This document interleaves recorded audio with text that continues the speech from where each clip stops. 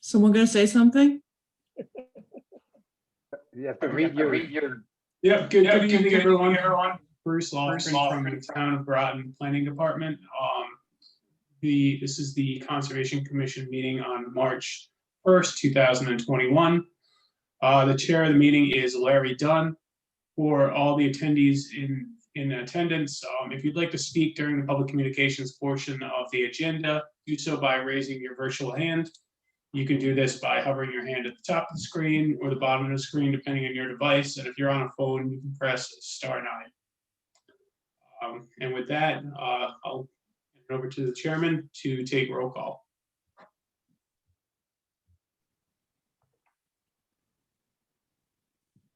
Okay, we'll go around the horn. Larry Dunn, the chair. Kristen DeStante, member, going alphabetically. Are we? Michelle Fitzpatrick, secretary. I don't know who's there. Ann Schmidt, member. Ray Rafferty, vice chair. Tom Tom Olson, member. and Karen. Oh, You're- we can't hear you, Karen, for some reason. But Karen Scapino is also in attendance, albeit we can't hear her. So while she's sorting that out, the first order of business is approval of minutes. Make a motion to approve the minutes of February 1. Do I hear a second? I'll second. It's Michelle. All right, and discussion.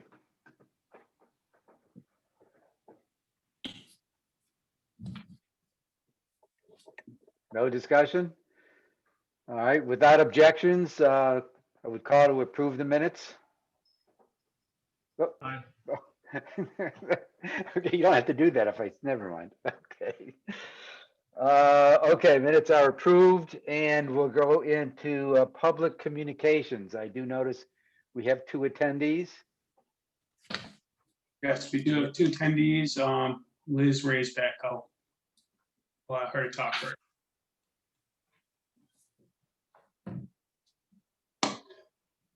Okay. Can you hear me? Am I We up? can hear you. Yep. Okay. Hi, everybody. I'm Liz Raisbeck, and I'm this evening, I want to call your attention to a very important bill that has been raised by the Environment Committee. And it's Bill 6502.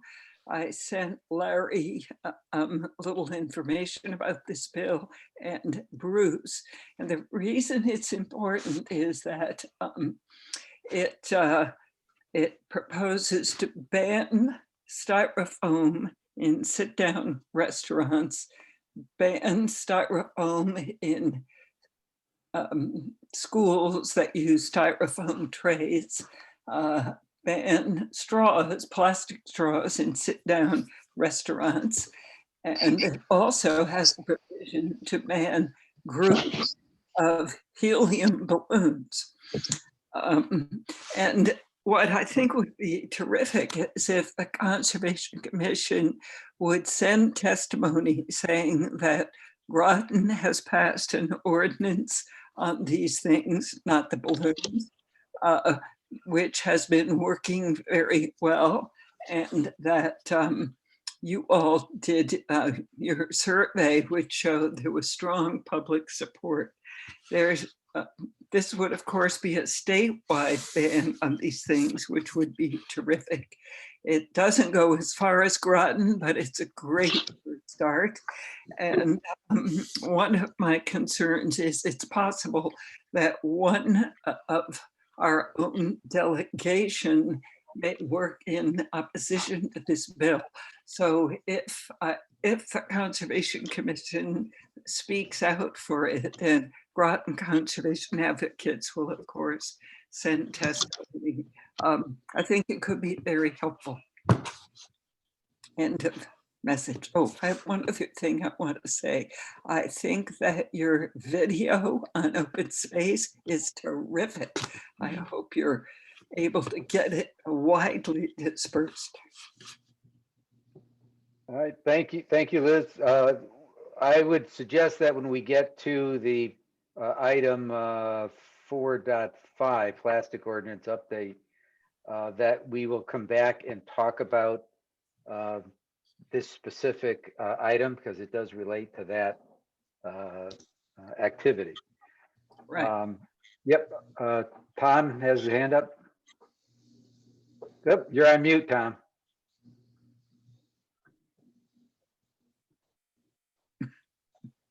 Still on muted mute. now. He's still on mute. Can you, Bruce, you have to ask him to go off mute. No, I got it. Sorry, Okay. I just wanted to point out that when I looked the status of the bill up, it's on, it's that it goes to public hearing on March 3rd. Yep, Today's March Wednesday. 1st. So. All right, so we'll talk about it tonight. All right, any other public communications? Does anyone else in the public want to speak? Raise your hand and you can address the commission. Not seeing any other hands. We can move on. All right, so now let's go into items of business. The first topic is open space plan. As you know, matter of fact, I think almost everyone was there. We had the town council presentation 2 weeks ago now. Could I interject? Could I interject? Yes. I'm sorry, but Tom did a great job. And Tom, and I think Larry did some of it, but you really did a great job addressing the points and speaking out for us, and kudos to you. Yeah, I was there too. That's okay. I know, so Tom and Larry, but I think Tom did most of the talking, yeah. But yes, he both did a good That's job. by design, Kristen. No, I think it was well received. Subsequent to the meeting, I did send off a note to the mayor and thanked her and the town council for their ongoing support of open space and conservation. So I did that in your name. The other thing, the bridge plan was, I guess, concluded and, if you will, published, although the website is now down. I think it's like the whole website's down now, right? Yeah.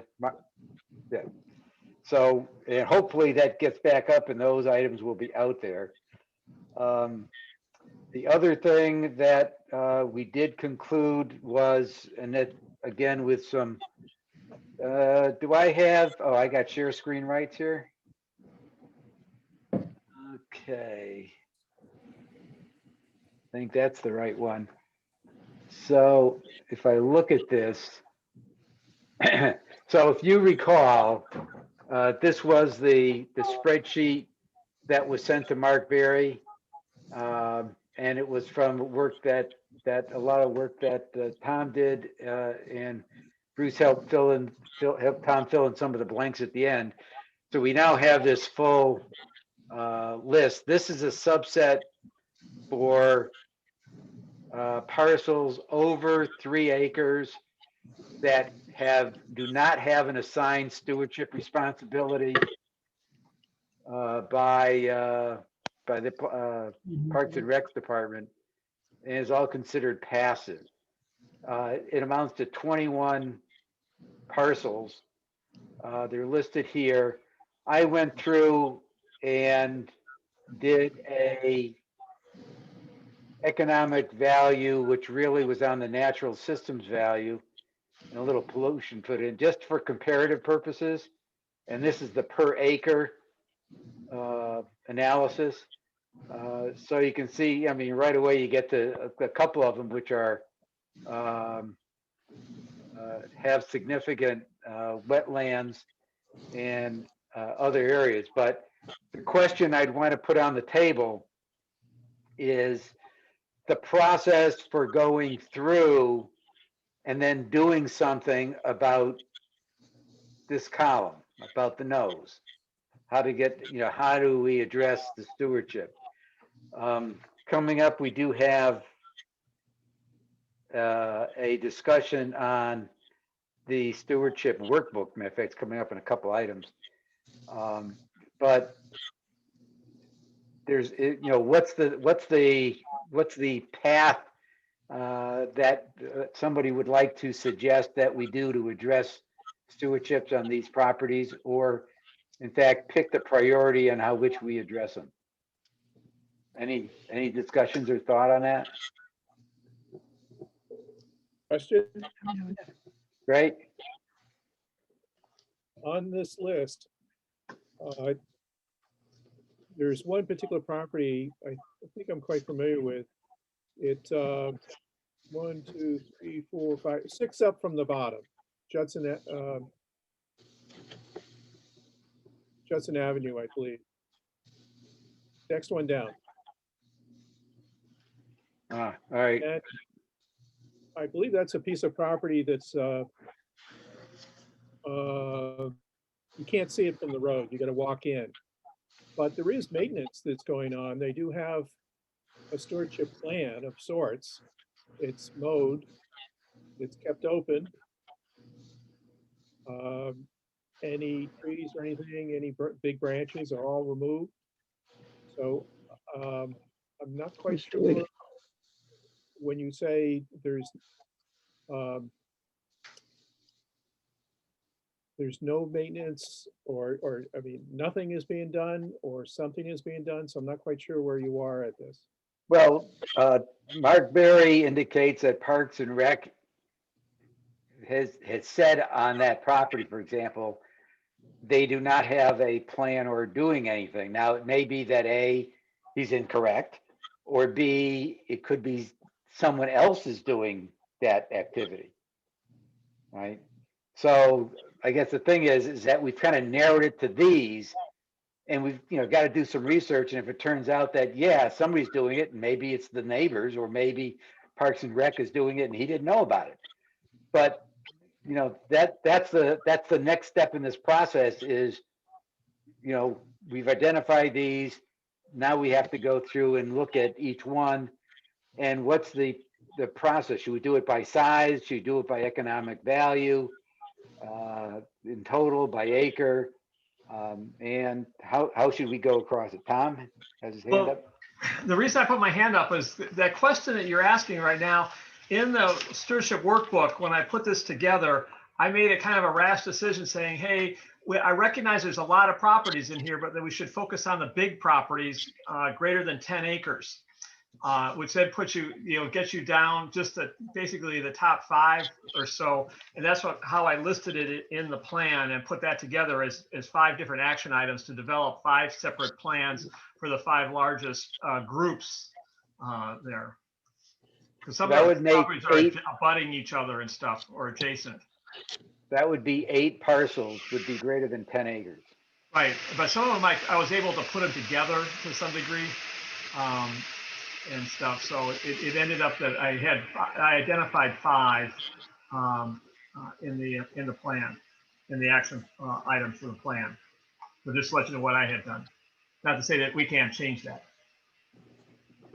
All right, so we have a suggestion on the table for these 8, or with adjacency 5 properties to look at initially to determine what stewardship we think is required. And again, it gets tied into the whole discussion on the stewardship workbook. But is that a reasonable approach? Can I? What? Ray was first, and then Michelle. On Wells Road, that's a closed dump, but it's a not recycling, but leaves or compost there, and then the compost is brought back to the transfer station for the public.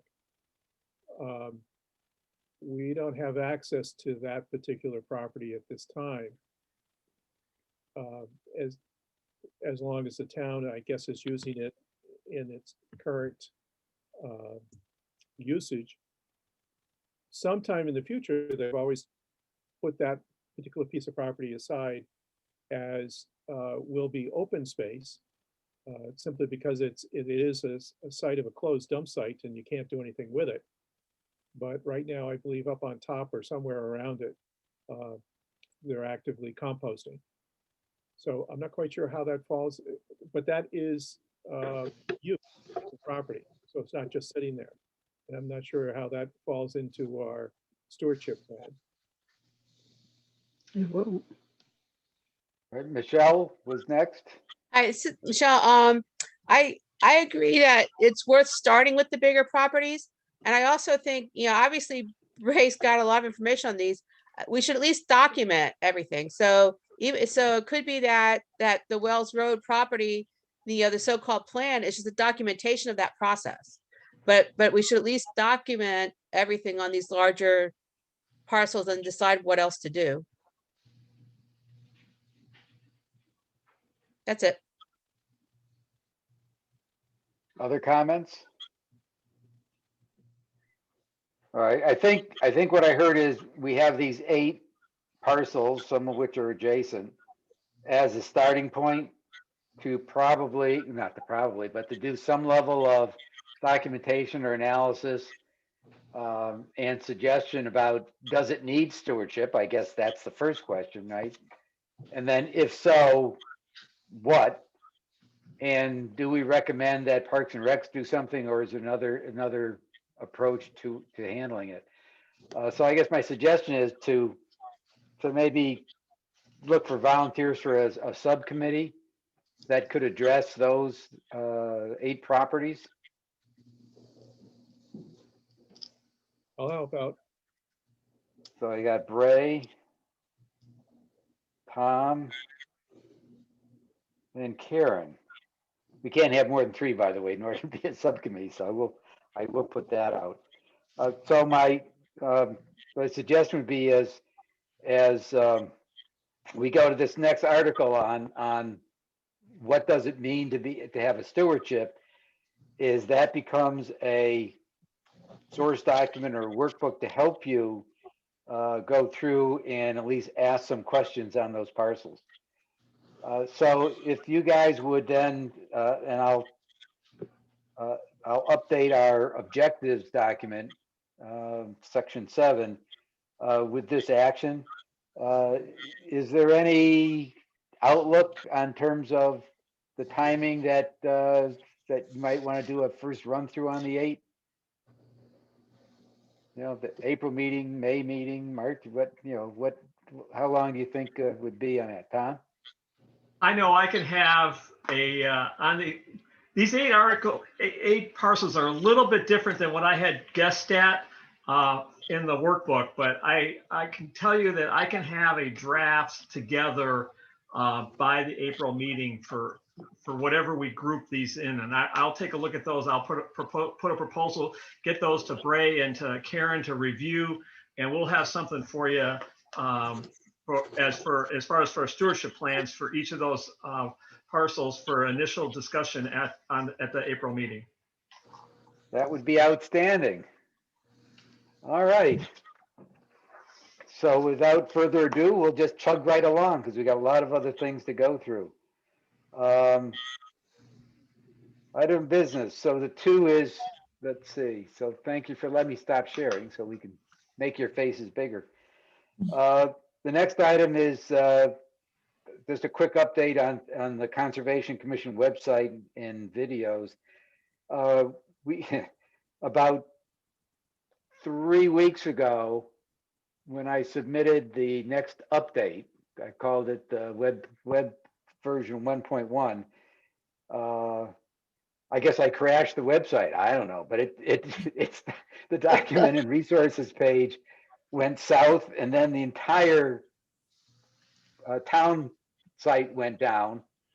And I guess as we speak right now, I think they're trying to do a reboot of the thing. So I guess I'll let you know, because a lot of the things we've been working on, we intend to post there, right?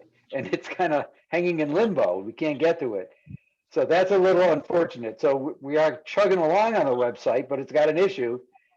And as soon as that resolves itself, I talked to IT on Friday, and basically it was, we got to fix the basic town website issues, then we'll get to the, Conservation Commission issues. So I said, okay. So there's that. The other thing that's being worked on as a video is the King Konaski Park. Is I did put something together and I sent it over to Mark Berry and to let's see who else was working on that. Eugenia. Aaron? And that one is going to be what it's kind of turning into a documentary about the process that the local community teams working with Parks and Rec to achieve it. So they're partially through it. I expect within another probably 2 months, they'll have the trail systems in. And this is again with volunteers plus Park and Rec. They'll have it, the signage up, they'll have it posted, et cetera. So I think it makes a good story of how the community works together with the town staff. And so we're trying to document that. So that's the status of that. The next two items on, I should shut up and ask, are there any questions on that activity that I mentioned? All right. The next two items kind of go together because we had an open space ordinance and we had an open space stewardship workbook. And as we've kind of evolved through it, one of the things that happened as a result of going through the exercise of presenting to the town is we met with Parks and Rec. And I think if you recall, one of the charts in there said that they're going for accreditation with the National Parks Bureau. And when you dig into that, I think there's like 40 or 50 line items, of which a whole bunch deal with stewardship. And so as we talked through it, it appeared that if we went for and supported the town staff on getting the accreditation and worked it up in terms of the workbook, as well as they have a document, as I forget the name of it offhand, that between those two, did we really require an ordinance? So the thought was, and I guess I'll throw this out for discussion, to take those elements out of the ordinance, which talked about what you can and can't do on a property, build those into the workbook such that as we come up with a stewardship plan on a per parcel basis, we can say, yep, these are the standard things, but on that one, yeah, you can do hang gliding. I mean, I'm not saying that as a suggestion, but just as an example. So let me throw that out for discussion on scrapping the ordinance and working to upgrade the stewardship workbook, which kind of gets, like I said, in line with those parcels that we had. Tom?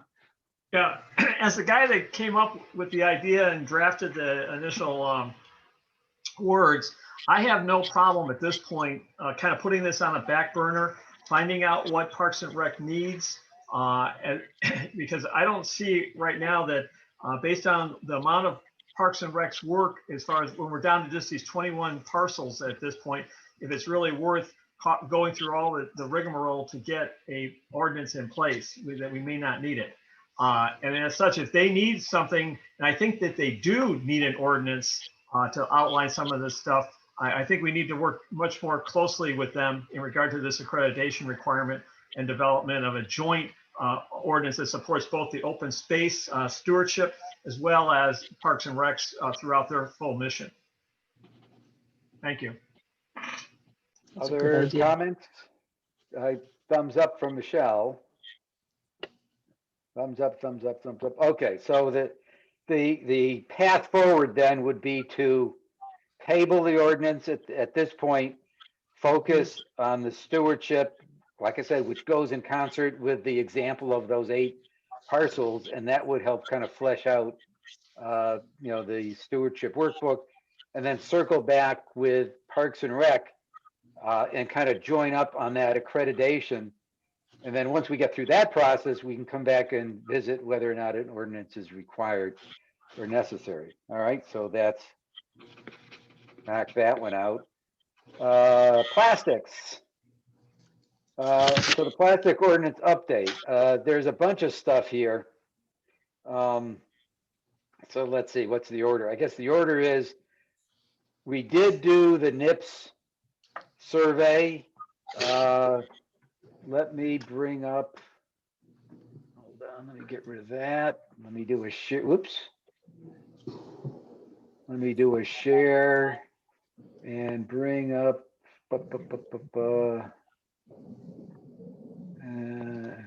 Adobe Acrobat. Okay, so let me, I mean, that should be in here. Let's see, we had the minutes. Oh man, then we have the whole plan.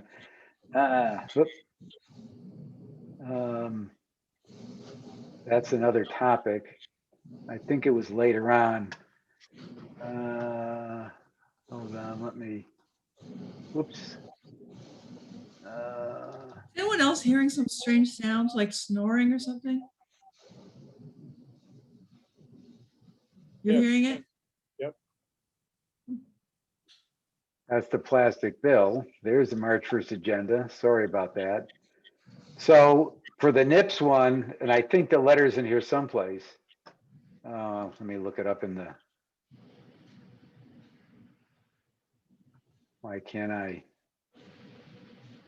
I see the index there? Use the button to bring it out. When you Yeah, do that's what I that was- thing. Yep, I was then go hitting up top and there's the buttons up there. One of them's the index.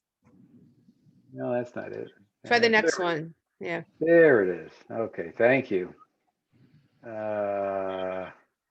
Here's the memo. Okay, so as a result of our last meeting's discussion, we did come out with the NIP survey and the recommendation to the town council. And this is the letter that was put together. Kristen, that was good, right? You did the initial draft of that, I think is that. Yeah. Yep, okay. So this was a letter, it's in the agenda, so I'm not gonna read it. And it went through with a kind of a, it's almost an 80-20 in terms of a litter problem and a 65-35 on, highly supportive or somewhat supportive. And based upon that, we suggested that they support the bill. And there was 3 bills, by the way. There were some of the bills were for one of the bills was for elimination, and other bills was for putting a tax, if you will, on the NIPS. So we suggested just getting rid of it, figuring you start off at that end and we'll see what happens. But that was submitted and put in. And I don't think there's no additional work because we weren't suggesting the plastic ordinance in the town be updated, but just since the state was pursuing it, then let's see what happens at the state level first. Any questions or comments on that? Okay. The next thing on that is, let me cycle back to what Liz brought up, which is this bill, 6502. I went through and I highlighted a few things. So real briefly, and given that was it the 3rd or the 4th is when that's being discussed? The 3rd. And today is the 1st. So we've got to make an instant decision. So here's the process here, guys. Here's the bill. I've highlighted the pertinent areas, and I've got a suggested memo drafted to see if you guys agree or disagree. So in essence, it says it's getting rid of the plastic in the trays in schools. All right, that's one item, polystyrene trays, and restrict that. The other thing, there's a lot of boilerplate stuff in here. Then it eliminates single-use plastic straws, which we already You have already to have. restricted in our little town. Then it says you can't release more than 10 balloons in a 24-hour period, which was interesting. So that was kind of popped up. Yeah, well, with helium and other lighter air gas. This was interesting. They want to engage a study to determine, can there be a single-use produce bag that is biodegradable? So that seemed not an unreasonable thing to do, because as you know, even though we prohibited plastic bags, there's still plastic bags in the produce department, right? And or the, I guess the meat department, right? So there's still that set there. So that seemed like a useful thing. Then that just goes more on the compostable single-use bag. And that was it. There wasn't a lot of stuff in here. So what I then, hold on. So I looked at that and I did the following. Let's see, where is that?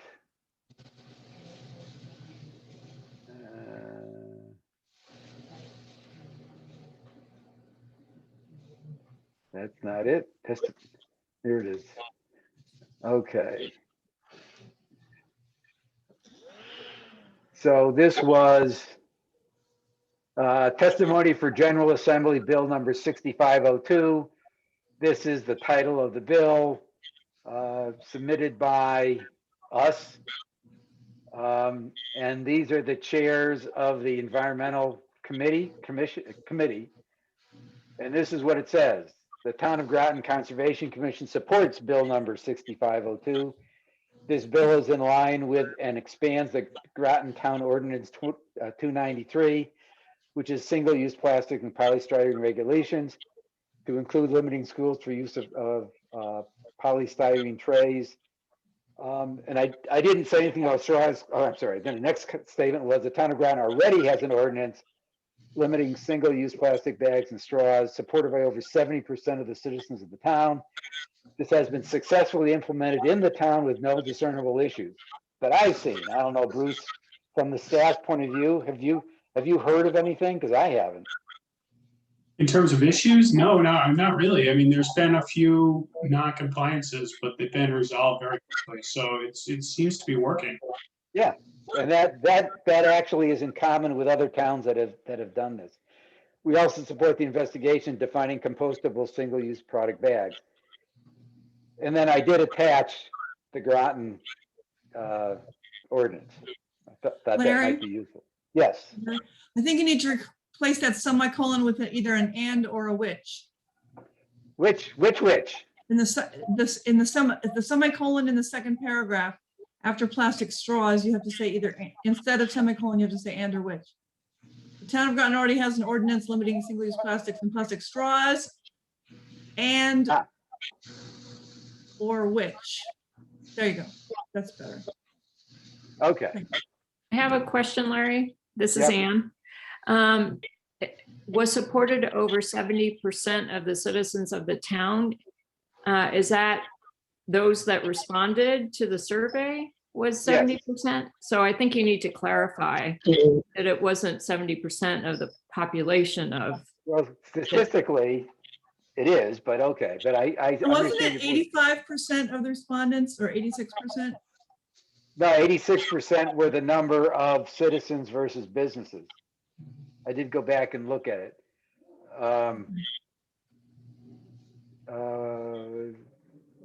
So that would be, so that was via survey per town survey. I think you should put that the parentheses after the supported by citizens of the town, and then have that little parenthetical.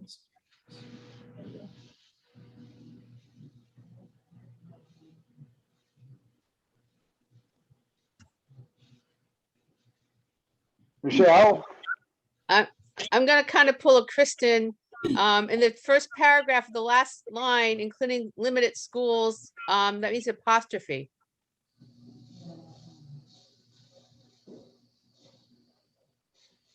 Well, schools, yeah, Huge. school. Schools apostrophe use. S. Yeah. Oh, I'm surprised I caught it first. Usually I'm Kristen an beats me. engineer. I to- don't do Actually- grammar. Actually, it's after the S because it's After the full, S. Oh, that's yes. yes. Okay. All right. Oh, that's right. Plural, isn't it? Yeah. Smart Alec. Okay. Yes, Tom. I don't have a problem with anything that's been said here. I'm just a little concerned that do we have a sufficient authority within our direction as the Conservation Commission to be essentially making a statement for the town to the state? As an individual, we can go in and talk to the state on this public hearing, but I don't know, this kind of gives the impression that that the town of Groton is supporting this. It specifically says the Town of Groton Conservation Commission, which is us. Yeah, All right. I Okay. didn't say the town supports it. I said, no, I did reference the town has an ordinance. I saw a hand being raised by Liz, but it went away. Yeah, I'll promote Liz to talk. Liz, you just need to unmute. Yeah, oh, good, thank you. So, Larry, I think you, unless I'm reading it wrong, you missed one on page 2, line 27, number 3, where it defines single-use container, blah, blah, mean any container made of expanded polystyrene, etc. And then on line 35, B1, it says, no owner or operator of a restaurant or catering business shall provide or distribute a single-use container to a consumer. So I think that's an important piece of this bill. What line is that on the bill? Okay, it's line 35 on page 2. 35. I'm looking this on the side, guys. Okay, yes, that's true. We're already, yeah, we already do that in our. Let's see. Yes, So, Groton does. But I think it's important to call attention to that piece in this bill well, for the whole state, if you're comfortable doing that.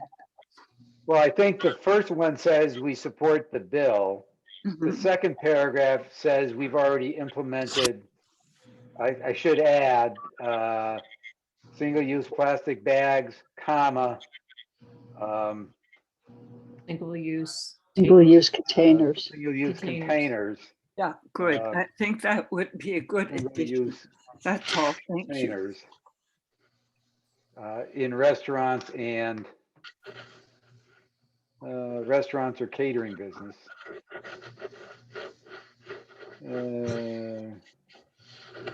In restaurants.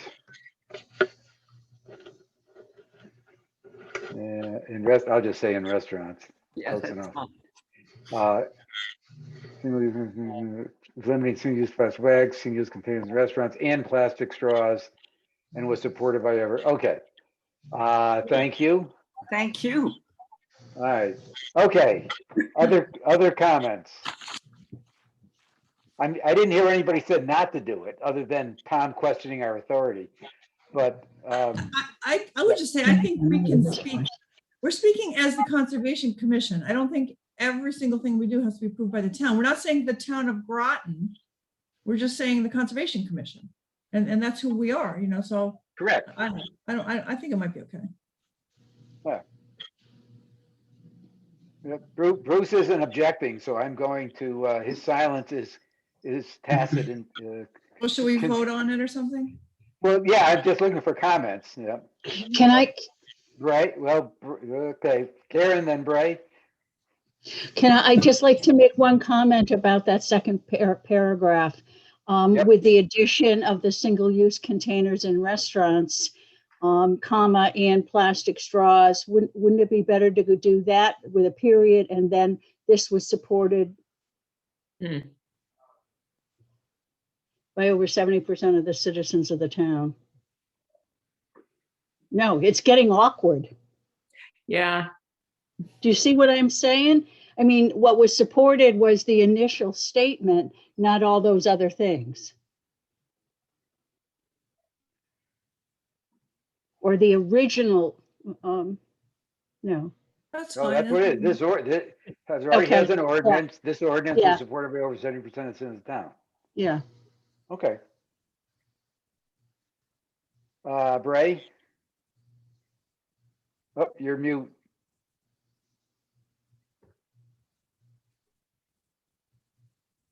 You're muted, Bray. There we go. There we go. Okay. Sorry. I make a motion that the letter that Larry has put together concerning Bill 6502, our letter of support from the Conservation Commission, be forwarded up to the state. Is I'll there a second second? that. Support I'll that. second it. Any discussion? All right, that's all in favor. Aye. Raise your hands. All right, unanimous. I will forward out, send out tonight. You want to, I mean, I think you should CC the council maybe. I mean, it's up to you, but I mean, it might be good to CC them. I see the mayor. Oh, okay, I didn't see the bottom. Okay, that's Yeah, fine. sorry. Yeah, John Burt and the mayor. No, I would not ignore them. Yeah, okay. Right, just No, a no. Well, suggestion. they did Yep. pass the ordinance unanimously, so it seems like they're supportive of the initiative in Yeah, general. yeah. So that's why I'm not too worried about it. But we will thank Liz for bringing this to our attention. And I apologize for the short turnaround time, but it did need to get done tonight. All right, so I will take care of that stuff. And man, we're just booking along tonight. All right, other things on plastic, two other things on plastic. One is that this was actually before COVID. We had said that we were going to do a follow-up on the effectiveness and the acceptance of the ordinance with another survey. But I'm kind of thinking that this should be something that we do in the fall rather than trying to do it in any recent time. And I guess there's two questions. A, given we had said we were going to do it, and we told the town that, is that still our intent? Albeit given the fact that there's zero issues, do we need to do it? And if we are going to do it, then when should we do it? So let me throw that open for discussion. Kristen? It sounds like make work to me. I haven't heard anything about any issues, any complaints, any problems. So, do we pester people with surveys? If there was some kind of controversy or challenges to it or anything, maybe it would be important to check in with everybody, but I don't know if it's necessary. Okay, Tom? The only question is, there was the lady that ran the Dunkin' Donuts, and I remember her was very passionate. And Yeah. I don't know if should we just like covertly or whatever, or however you want to say it, go in and talk to her and see if she has any issues that we need to be bringing up, because I'm just not aware of any. I haven't heard any, and hopefully things have been worked out well with her too. Just as some of a follow-up issue. I don't know who she was. We can probably find out going back through some of the Ashley, records and stuff. that might be a nice gesture, at least a gesture of friendliness, to see how she's doing. I mean, I haven't seen any Dunkin' Donuts closing in Groton. They seem to all still be in operation.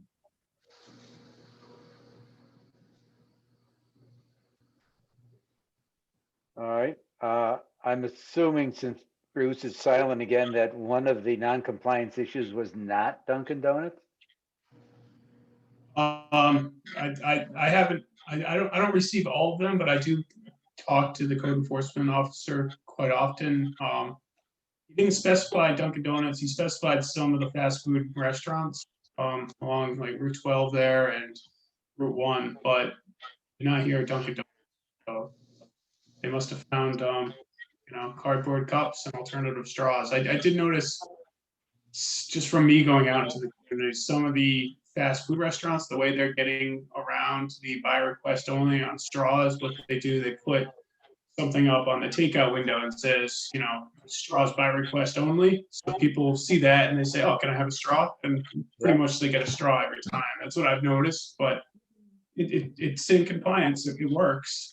So I'm That assuming a lot of. was, yeah, we knew that when it was in the ordinance, that's was gonna happen. So, it was a start. Other comments? Any volunteers that want to reach out to the owners of Dunkin' Donuts and have a discussion? Nobody's volunteering.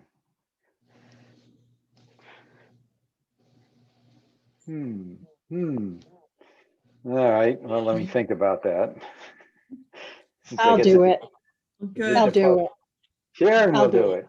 I'll do it. Just, I need a list though, because I wasn't there when this all went down. That's all right. Dunkin' Donuts lady. Now that I think about it, it's probably not a bad thing that you're new Right. and weren't involved in it. I think okay. That's true. we raised up her hackles a little bit, and so if any, at least myself, I probably did, because I gave some presentations and she was pretty adamantly opposed to it. So if you And I weren't did as there, well. I mean, I was one of the presenters. yeah, Larry and I were kind of the Yeah. the face of this thing. Yeah, All this right. is, Okay, Michelle, it was so just, I just need a little bit of the background and then I need the people or individuals so that I Not- can Not a problem. do the proper thing.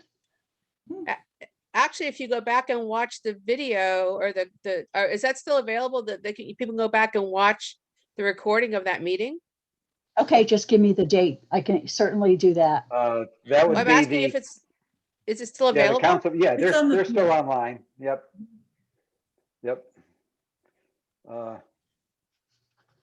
We'd have to research those dates because we presented to the RTM, The the RT. town council, and I feel like, and then we had the The Economic Board.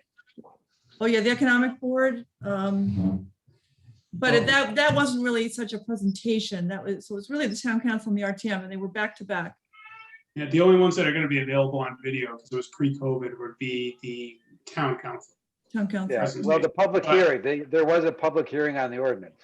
It's at the town council meeting. So that should be online as well.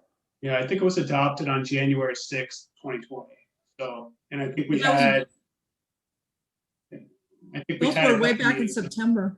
Yeah, Those are September, the October enforced order. 2019. Yep. Yeah. Okay, all right, so we'll do that. Karen, I'll work with you and give you the background. Okay, I and- appreciate that. And it's actually, her talking points is what you ought to be aware of, so you don't go into a. Blind, exactly. Don't go in blind.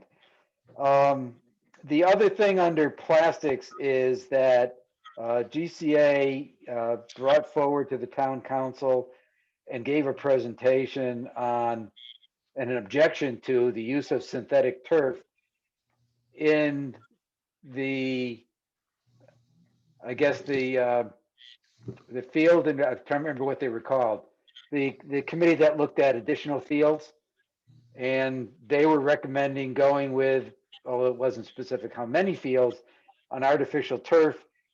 And there was objections, and the GCA asked if the Conservation Commission would support it. They got to me like the day before the town council meeting. I said there was insufficient time for me to call a meeting with you guys, and therefore we could not have a Conservation Commission position on it. I said, but I offered that if the town council so directed us, that we would provide support or weigh in on the issue.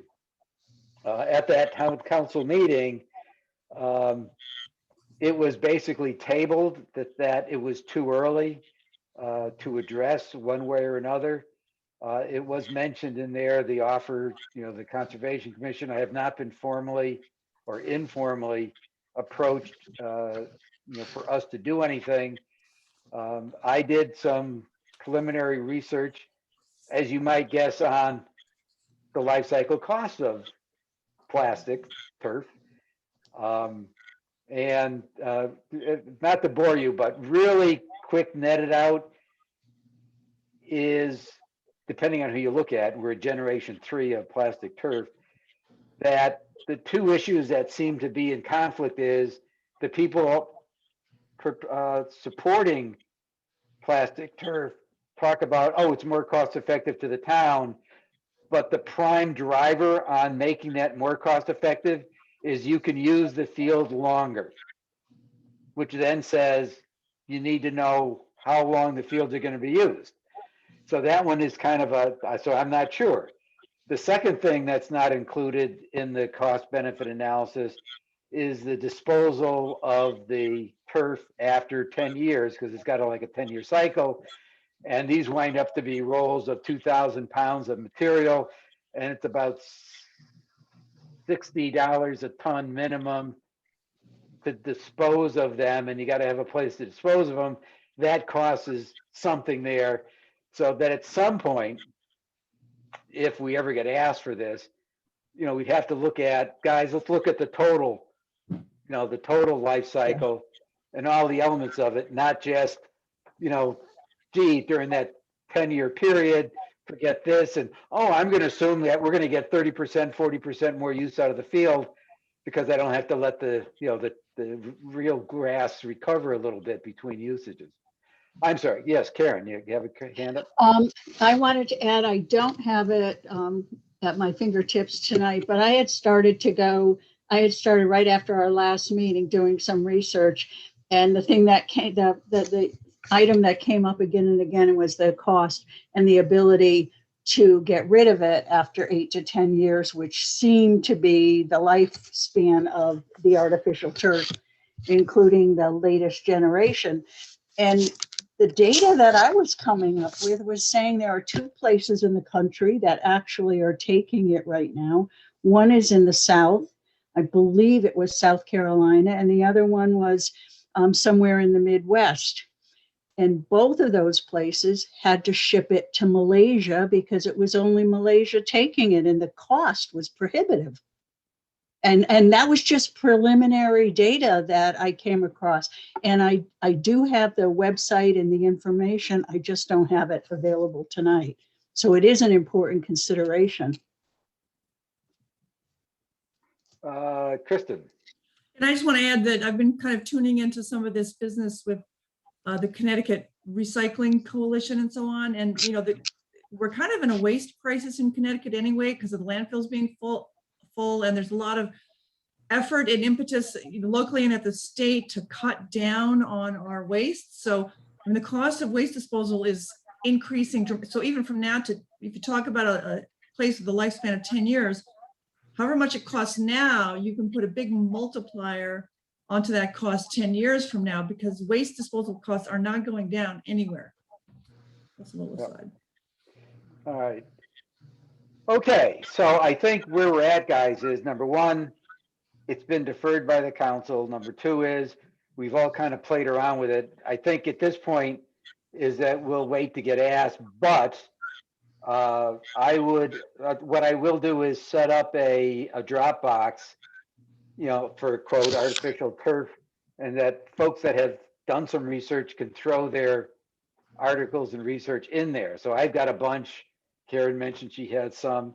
So we can at least throw them in there, and then we'll see if and when, we get asked to weigh in, or we decide we want to weigh in, right? Even if they don't ask us. So excuse me, I thought I would give you a quick update on that. Okay, that's all I had on plastics. Does someone else have another topic or input on the state of plastics in the town? Bray? Just give you one little story on the plastic bags, single-use plastic bags. 2 weeks ago, I was in Groton's Walmart checking out, and I noticed that lots of people were not bringing recyclable bags, but using theirs. And just as I was about to check out, a clerk came up from somewhere else over to the cashier, and said, "So we have to charge 10 cents on these bags." So apparently Walmart for quite a period of time hasn't been charging 10 cents per bag, or they've forgotten to do it. And I kind of understand that with COVID and how things have changed, but the state obviously wants to get their dime out of this. And this person was running around to every cashier and making sure that remind them that all of a sudden from this point forward, we've got to start charging, because I guess the state maybe came to Walmart and said, "Okay, how many bags did you send out? Where's our money?" Interesting. I'm surprised. A lot of stores, it asks you in the checkout register, how many bags are you using? So so Walmart had to make a specific conscious attempt not to change their systems to do that. Yep. Interesting. All right. All right. So I think that's it for that. The next area is commission actions, and one of which was the Connecticut National Estuarian Research Reserve activity. Bruce, I did put together a quick summary of that. Did that go into the agenda? I didn't get anything. Yeah, I don't see it. All right. I attended 3 meetings now. The first 2 meetings, and then a meeting on stewardship, because I thought it might be something. So what I can do is send out a quick summary of it. I guess I'll tell you and also Mickey Weiss has volunteered from the Sustainability Task Force, has volunteered to attend the rest of the meetings. So at least will be something there. I think my net for my participation, hold on, I'm making notes so I don't forget it. So send out CT-NER PowerPoint. My net is that this is a multi-year pursuit. It's supposed to complete in December of this year. And it basically allows Connecticut to be included in the national effort and share in some funding. And it centers approximately about the Connecticut border with Rhode Island through kind of a little past Old Saybrook. That's the area of the reserve. The value to it is, I think, in terms of data collection on water height changes, gets into activities and other things. Not a lot for us. I thought it had more to do with the sustainability task force than with us. And I did make that suggestion to Zell, and he kind of said he didn't think so. He thought that the town staff should do it. So it was kind of up in the air a little bit. I had then come back and communicated that I didn't think it was appropriate for us to, try and get involved in that fairly significant effort. And I will be honest with you, having sat through the meetings, they have their process that, we can kind of reap the benefits of it without, a lot of active participation. That was my view, right, in terms of, what's going on there. So I think it's a worthwhile objective. I think it will help us get us information, and it provides education and training and support, which would be useful. but it didn't seem to be something close to us. Most of these offshore stuff, and we tend to be focused on land stuff, right? Given the nature of the work we do. I don't know. So I'll just throw that out there. I mean, does anyone have any view on that? Especially Bray, I think that's kind of in your neck of the woods since your organization, Connecticut College, on the point is a sponsor of it for the reserve. Can't remember the right terminology, but they're knee deep in it and are sponsoring the whole reserve effort. But Tom had his hand up, unless Bray, you have something to. No, let Tom go first, please. I just wanted to comment that I listened in on a couple of these presentations also, and that's why I included it in the open space plan. But this is a national fish and wildlife program that the University of Connecticut is basically the sponsor for the state of Connecticut here. And the only reason that I saw us and our involvement was that with Haley Farm and Bluff Point and the Avery Point being included as part of the estuary, that we had a vested interest in just staying attuned and answering and providing assistance should they need it. And I think we've offered our services to them. There's been a number of people that have been involved, such as Sima Evans, who's on the RTM, is also involved through UConn with them. And so if we just see opportunities, I think we've done enough. I don't think we need to say any more than what we've just this last 5 minutes that you outlined here. And I don't know if Ray has any more to add to that, but that's my opinion on it. Thanks. Bray? Right. The only thing I have to add is that at some point this spring, they're looking at their timeline a little while ago. After these workshops, they were going to put together some sort of a working document, a draft that they were going to put out to say, this is how we're going to move forward. And so I was waiting for that to come out. Also, the organization where I've worked my career is looking to be their educational component connection between outreach and the schools and the students. So I just sort of step back and let other people on in my outfit to see how everything all fits together. But it's as Larry was saying, they're trying to put structure to this thing as they move forward, and it hasn't quite gotten it all together yet. It certainly isn't there yet. Other comments? All right, I think the consensus is we do have folks monitoring it.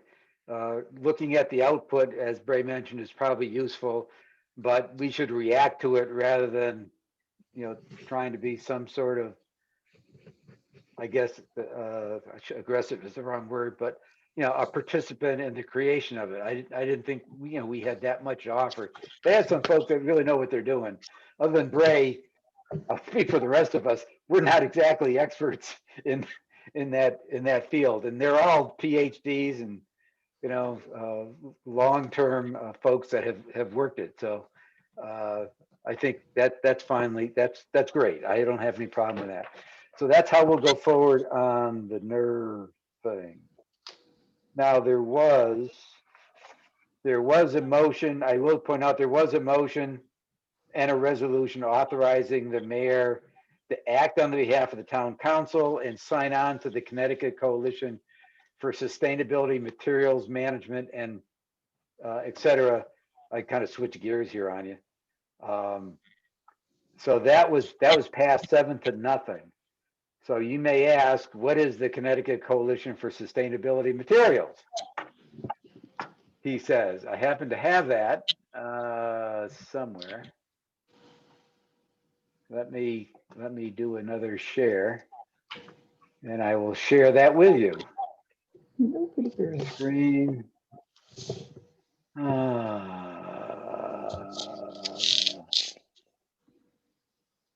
Okay.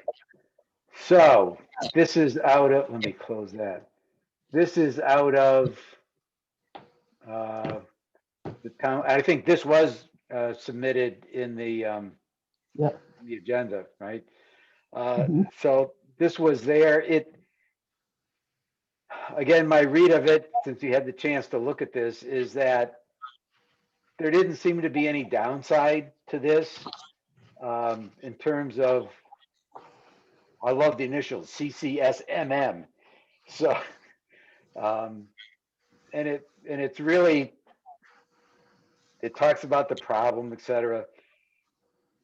But it's just trying to work together and be aware of what's going on as we work through sustainability and getting rid of our solid waste. So I didn't see a downside to it. It just commits to working to get, whoops. I think it's right here. Right here, share experiences, seek creative I mean, it's a pretty generic stuff. Nothing specific. Let me put it that way. So it doesn't sign up the town of Groton to be any specific other than, yeah, we're interested in the reduction of waste, which I think, given what we've discussed in the past, everyone here agrees with. So I just thought I would share that with you. There's really no action there other than to be aware of it. Any questions on that? All right. Oh, I reached out to Patrice and said if they wanted someone to liaison as far as from the Conservation Commission with this group, I said I'd be interested in doing it. So she gave me a contact to reach out to, so I'm going to follow up with that. Okay. So CCSMM.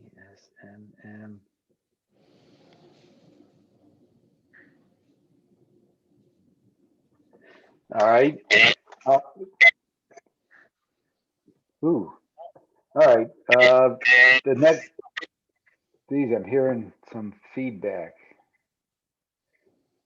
If I talk and I hear the feedback, it's probably me. Damn. All right. I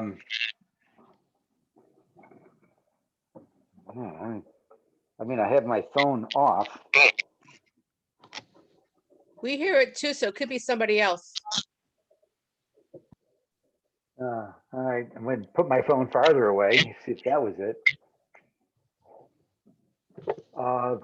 One of the next item, that there is a public hearing on April 6th on the Pleasant Valley property. Let me quick bring that up. Let me share that. I got that teed up here someplace.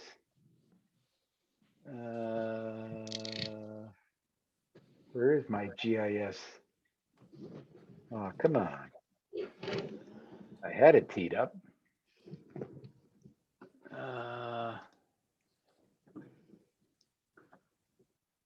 Well, I guess I'll have to bring it up again. Sorry about that. Oh, wait, the town site, oh, look, the town's back up again.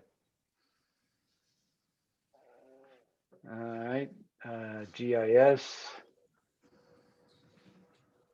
viewer. And that's Pleasant Valley Road.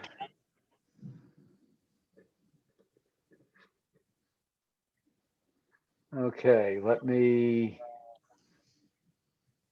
close that. I got to share again so you can see it. All right. So the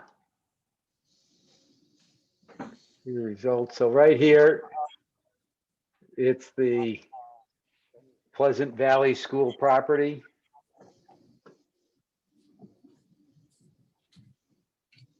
So it's that. I hate this thing. I wish could move that, but I can't. So it's this property in here. And if you look at the aerial view, assuming that paints. Oh, great. I love GIS. It's, I'll give you the stats. It's 16.7 acres.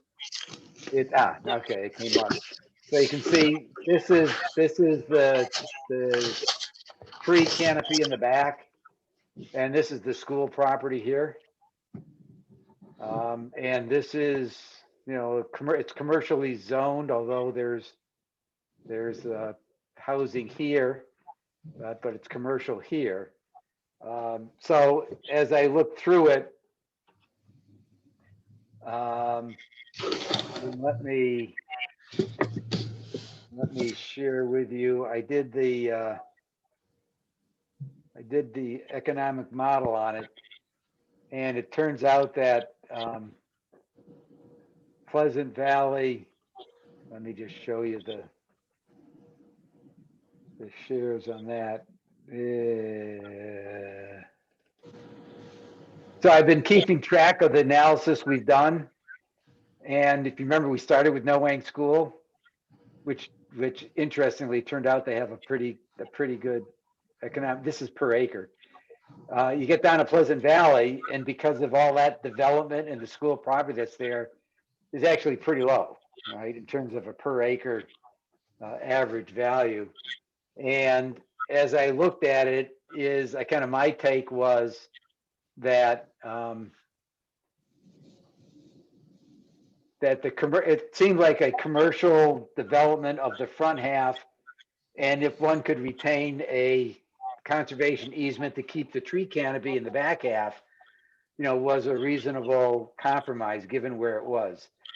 But I wanted to throw it out to you guys to see what your thoughts were, and should we weigh in at the April 6th public hearing. So, open for discussion.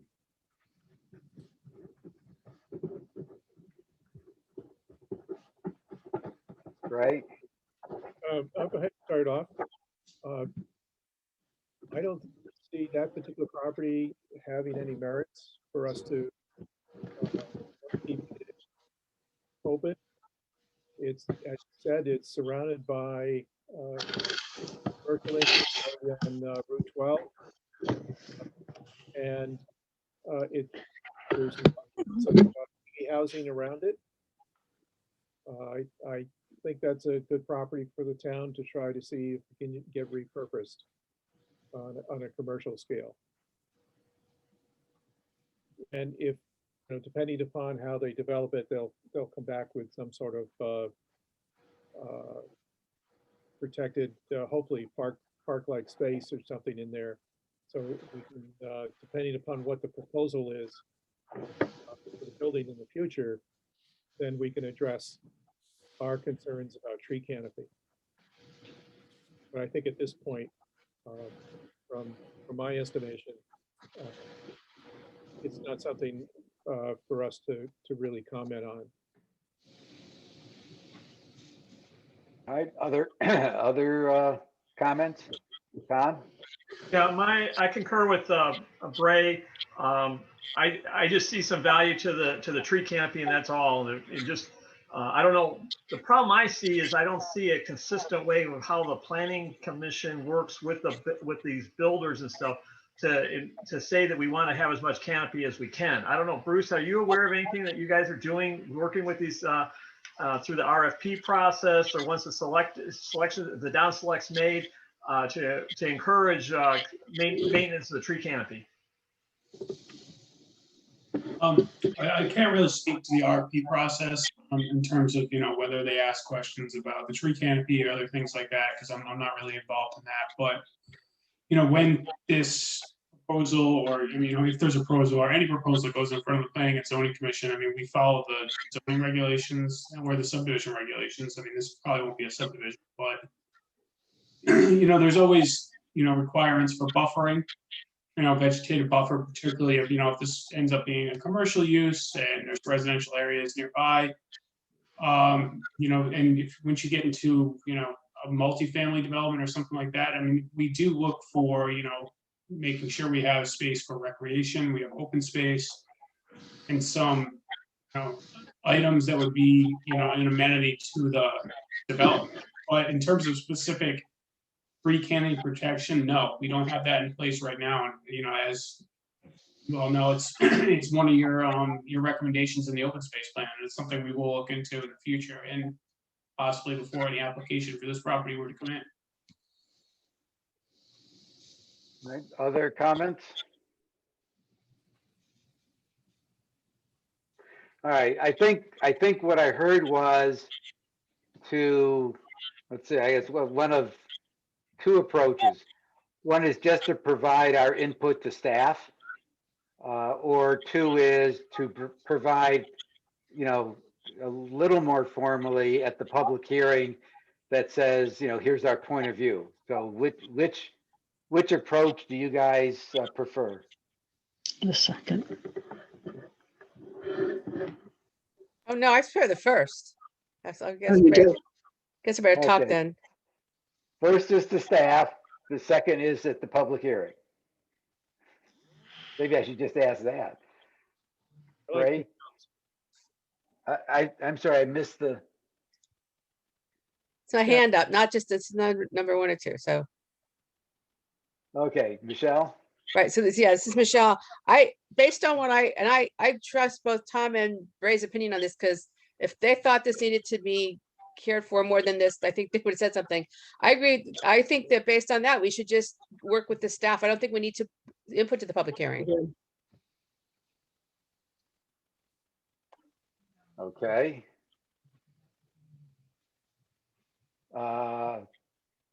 Kristen?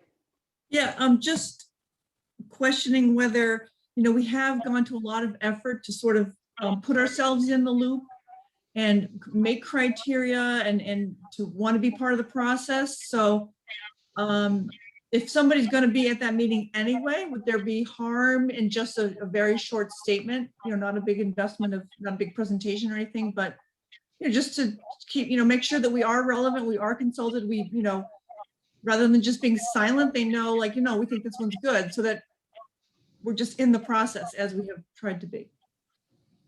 All right, thank you. So I formally, I've been keeping track, one for the staff, one for the public hearing, I guess is my oversimplification. I'll go around the horn. So Tom, do you have a? I would tend to agree with Kristen that whether it be a physical thing or we could actually send in a little email memo that would be read as part of the into the record for the public hearing. That way you could prepare it in advance. If you make the meeting, you can read it. If you don't, it's there.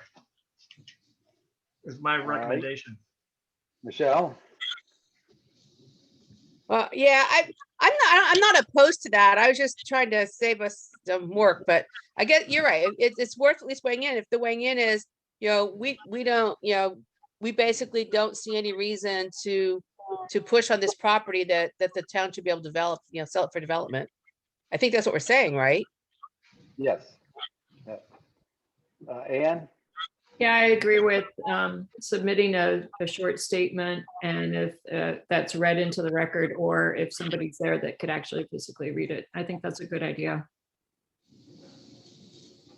Okay, well, I think that's right away. That's four for some form of formality. Let me put it that way.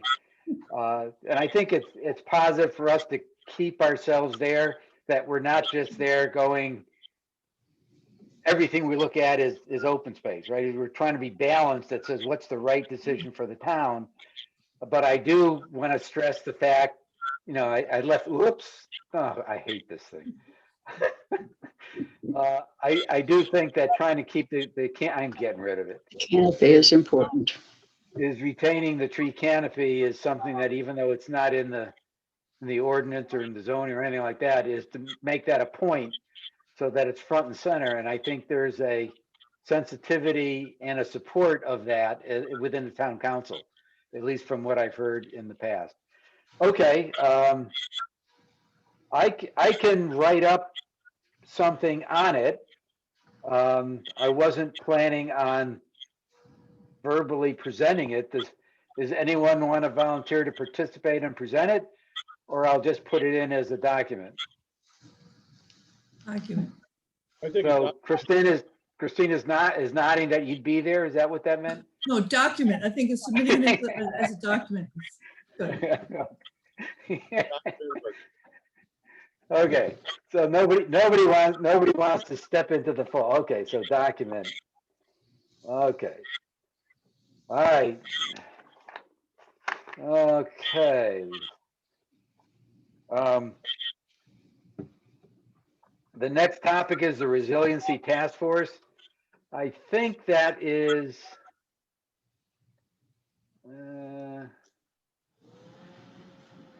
let's see, I think, was that, yeah, that was, let me bring that up. Oh, where did you go again? You just disappeared. All right, share again, go back to this. Okay, so they presented the Resiliency and Sustainability Task Force presented it. They asked for some specific recommendations on a, let's see, let me get to it here. I guess this is the key of it. Adopt a resolution addressing climate change, resiliency, da, da, da, da. There was a lot of discussion on it. I think my net was people, although being supportive, but they weren't quite sure what a resolution would mean, other than just a wave your arm, yeah, we think climate change is important. So I tried to look up the minutes, but I don't know, Bruce, if you recall, but I think that they didn't agree to do anything on this at the town council. Tom, oh, okay. I listened to the entire thing, and at the very end, the last moment, they did approve. If you go down to the bottom of the next page, they did keep going. Okay, right there. Go, you're going too far. Page 2, bottom of page 2. Okay.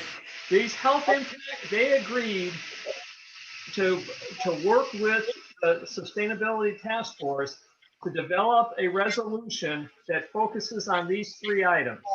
Was the bottom line that there was a final motion that was agreed to and passed, that they're going to develop a resolution focusing on these 3 items. Okay, so it wasn't against the resolution above, it was to create a resolution based upon this. I do remember, yeah, I remember that now. All right. All right. That was at 10:30 at night.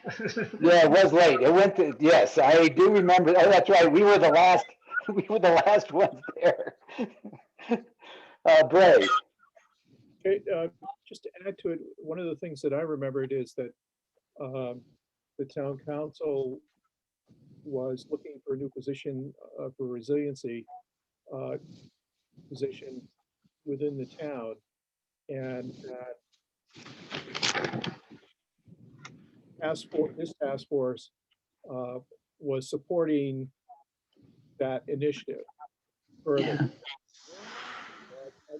That was one of my takeaway messages, and the other is on these 3 items listed, that health impacts, especially drinking water, it seemed to be for the council members a higher priority of out of those 3 particular items that the task force was looking for to give them direction to go in, and they really didn't give them much other than health impacts of changing climate. And the task force also mentioned that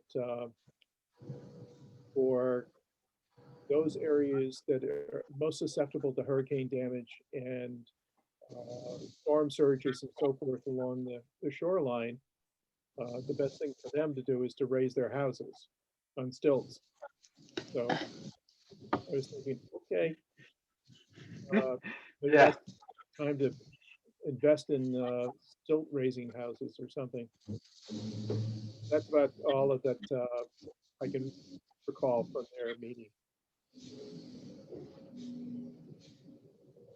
All right, I think this is one of these watch this space. So in terms of the sustainability position, there was no job description. That was kind of my comment offline at the end, was where's the job description? I mean, how can you approve something if you don't know what they're going to exactly do? But Tom? On the job, before you go off and put money you waste time developing a job description, you need to get the budget put in place. And that's what the town manager said, was that in his town manager budget submission to the town council, he has put in the funding for that position.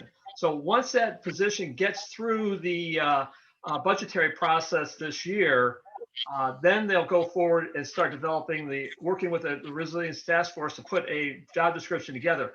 I can tell you right now that informally, Zell and the task force have gotten similar positions from other locations and have that readily available for the town council, but to provide to the town manager and to the deputy manager to put together. And then once that's approved as in the budget, then they can come forward and to say, hey, and so it would be after the approval of the budget, probably in the May timeframe is when you would see that go forward. Thank you. All right. Other, Larry, I just have a question.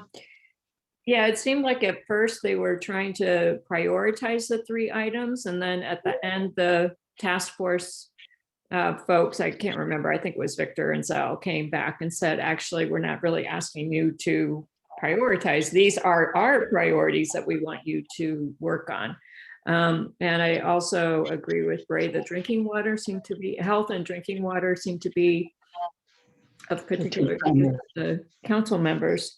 I guess I was curious to know if the documents that we have in our packet and that were in the packet for the town council that night, are those the final and reports from the task force? It seemed like the health and the human health one was a little more extensive and referenced versus the other 2 sections. And so I was just wondering if some of that is available to us, as well as like the presentation. I guess I could go back and watch the presentation that they made on December 8th, but I couldn't find any reports attached to the town council agenda in that agenda packet for December 8th. yeah, I talked to, and one of the things that was discussed is how does one post the information? And I think Councilman Saperi said he would like to post their results on the town website. I talked to Zell after the meeting and offered him, the Conservation Commission web pages to do that. His view was they really didn't have a formal or sufficient detailed report that he'd want to publish yet. Okay. He talked to the task force and work on it. So I kind of made the offer to provide a channel, if you will, for that.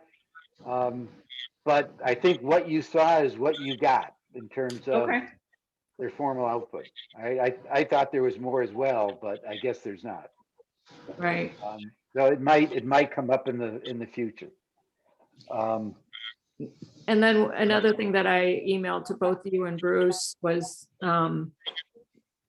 there are plenty of towns in Connecticut everywhere that have put in resolutions regarding climate and how to incorporate that. I'm happy to, because it sounded like Zell was going to work with the town or to create a resolution, and he probably knows of these, but I'll be happy to send over some suggestions or samples from other towns in Connecticut that have passed climate resolutions. I think one key thing is to have put timeframes in there. So one of the things that they have in there is that every department incorporate climate, sustainability, resilience, et cetera. But and from the discussion that they had at the town council meeting, it sounded like they wanted to wait until they had hired the sustainability or senior climate person, whatever the title is going to be, so that that person could work with each of the departments. And if that's the case, I think it would be important to say, you know, once this person is hired, that within X months of that each department lay out a plan on how to, whatever it is that they need to do, get to zero carbon and by 2050 or whatever, whatever the goals are that they want to put down. So those are things that I can, I'm happy to send over to Zell and maybe to the mayor as well, whatever. All right. The other thing to think about is, as we kind of went through this, that there are two bills. I'm going to share again. Lucky you. All right. There's two bills. And Bruce, I don't think I sent this out, right? I'll have to. No, I didn't send these out. But Let's see that there's two bills, 6441 and Bill 882, dealing with climate change, adaptation. Mhm. Now, guys, I'll send this out, but there's a lot of stuff. These are big bills, not like some of the ones which are like 3 sentences. There's stuff in it. I did go through and again highlighted stuff, Mhm. but number one is, and this is the one where it came up. Oh, I know why, because Andre Blumgard mentioned it in the town council meeting on this topic about a buyer's conveyance fee, you know, for everything to generate money for open space. But when I got into it, it was, forget that. That was interesting. But, all right. One of the things that this says is to have in my interpretation, is that the town would be allowed to create a new commission with extraordinary powers to oversee anything that's going on in the town in regards to you know, the effects of climate change, flood migration, climate resilience, erosion. I mean, it was like, holy moly, this was a fairly major activity, which I'm sitting here going, how is this supposed to be implemented, right? So, I mean, I'll send this out and you can look at it. I just think this would totally change the game. Now, obviously, the town would then have to buy in, but the state provides a framework to take extraordinary actions in this space, right? So my suggestion here is let me send this out, and it can be on the topic, so you guys can look at this for the next meeting. So I'm going to say distribute bill, whatever it was, 66, and have this discussion and get your take on it. But I thought it was an oh my God. You know, I don't know, and there wasn't any funding for it other than it had a lot of power. All right, this new commission would have, you know, it seems to be a lot of power in there. There's yet another one which is not as dramatic. You can see how long this was, right? And it goes on and on and on, and that's still 6441. And then somewhere at the bottom, whoops.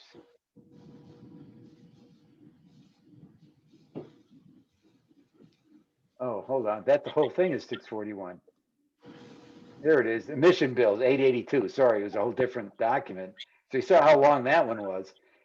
And this one says we're going to get to 10% below the level emitted in 1990. You get to 0% carbon emission, you know, by 2040. This is another pretty big and expansive bill. So, man, I don't know. The odds of some of this stuff passing is questionable, given the kind of the enormous, breadth of these things. So I thought I'd throw those out there. I don't think I see this having something in the short term, having any impact on us. But just to let you know what's going on at the State House in terms of these two areas, in terms of zero carbon emissions and sustainability. So that does relate to, by the way, if we have a sustainability person, this kind of sticks into an area just where you'd think they'd be. Okie dokie.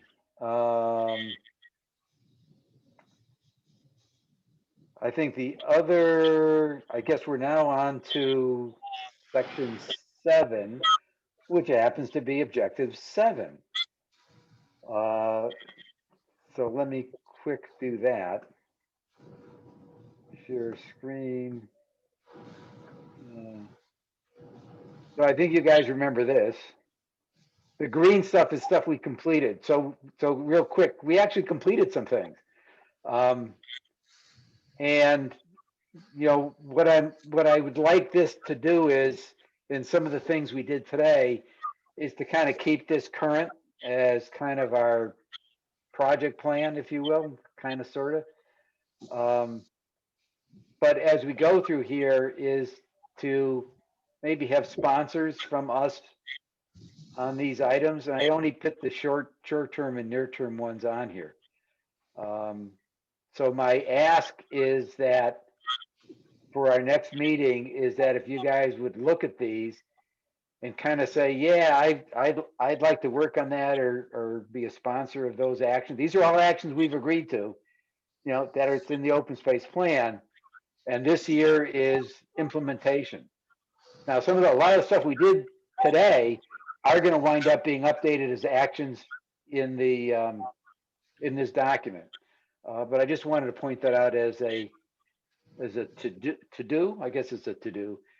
Bruce, this is in the handout, right? The updated one, I can't remember. I usually put it in every month, but sometimes I leave it out. Could you send out this version? Just send it to everybody now so they have a chance to work on it rather than sending out a week before the next meeting? Yeah, yeah, just email it to me. I'll check if I have it, but if you could just email me that, I could send that tonight.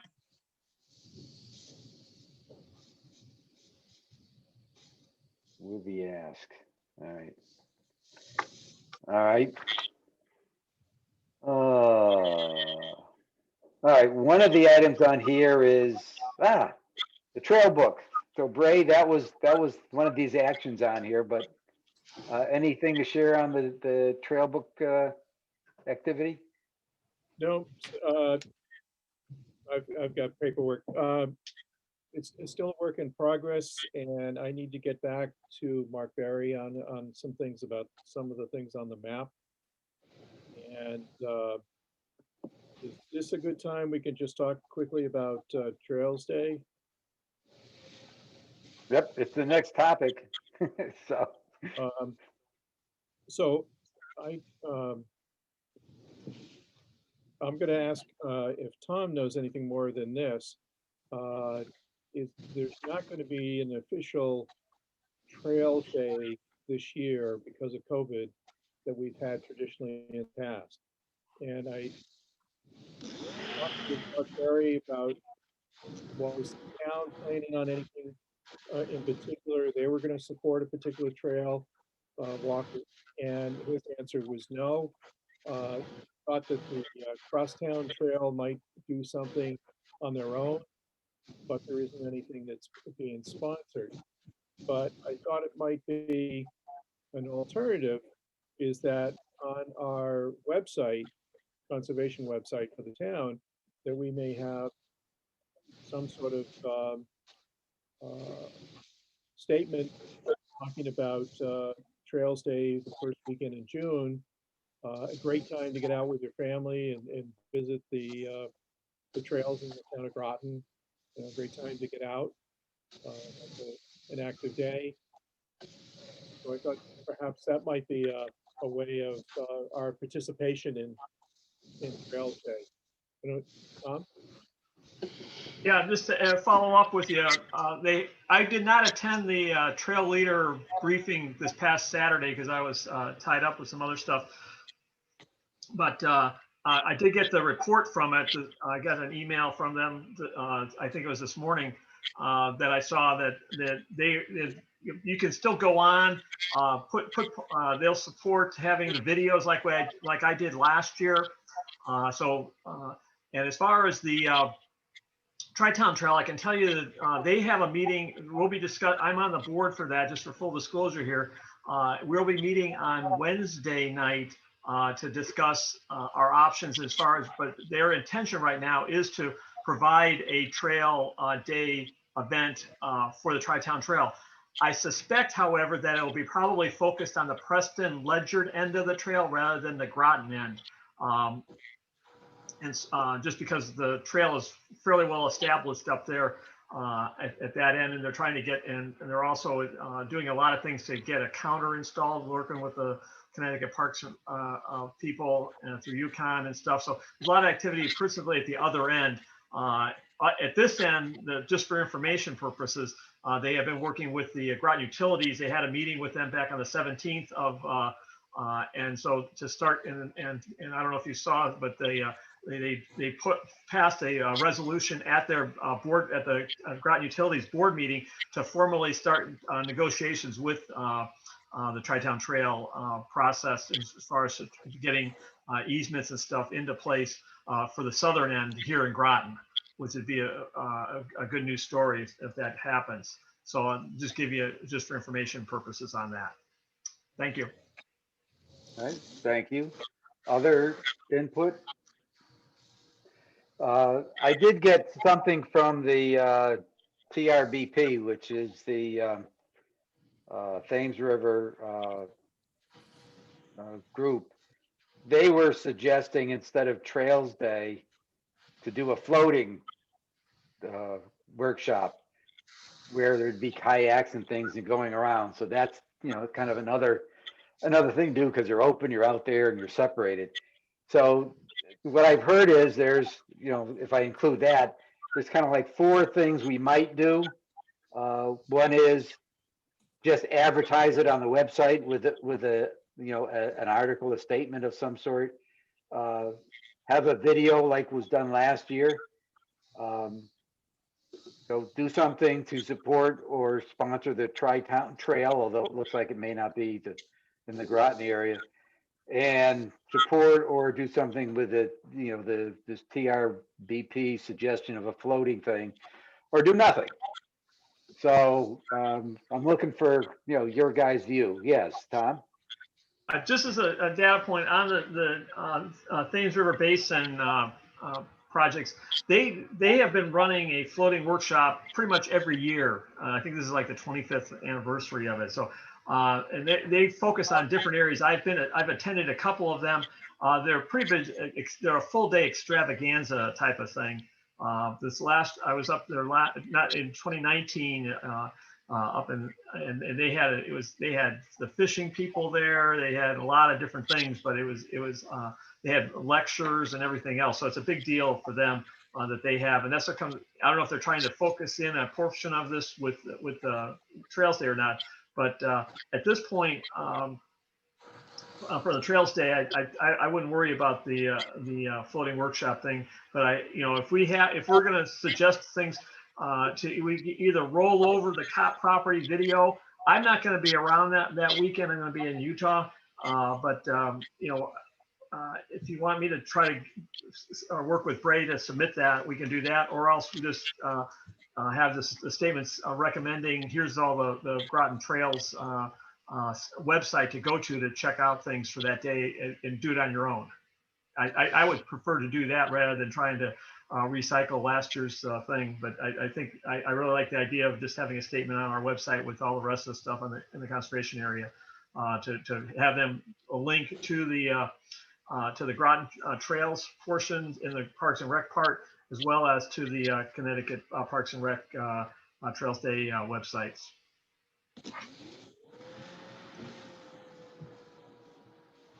All right, we do already have a link to the Parks and Rec trails in there. We don't have a link to Trails Day in there. But other comments? Karen?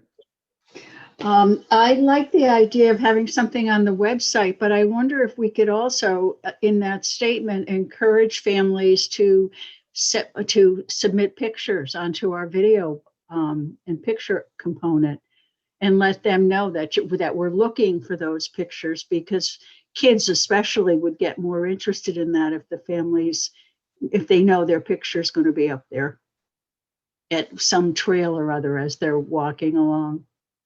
Just an idea.